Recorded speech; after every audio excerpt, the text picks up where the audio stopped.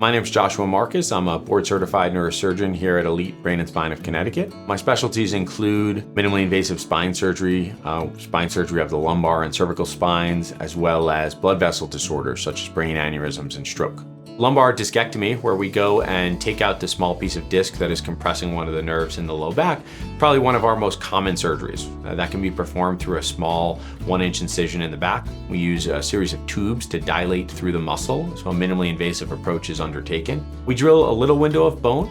We can manipulate the nerve slightly and remove mainly the disc that is pushing on the nerve. Often patients will say, are you taking out the whole disc or just part of the disc? And really, the goal is just the part of the disc that is pushing on the nerve, right? The goal is to have that nerve be completely free after surgery. And often patients will go home the same day, small incision with a Band-Aid.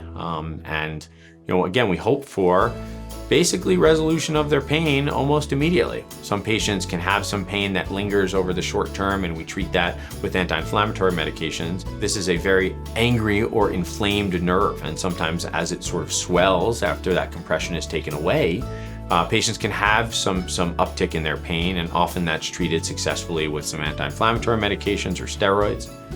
Risks of those surgeries are pretty minimal. Surgery in general has risks of bleeding and infection. In particular, disc surgeries can lead to risks of a recurrent disc herniation, right? Sometimes, especially in the short term after surgery, that casing around the disc is open. And so we need that casing to heal up so more disc doesn't spill out of that hole over the first 6 weeks. So we're pretty vigilant about patients not bending or twisting or lifting anything heavy for those first few weeks.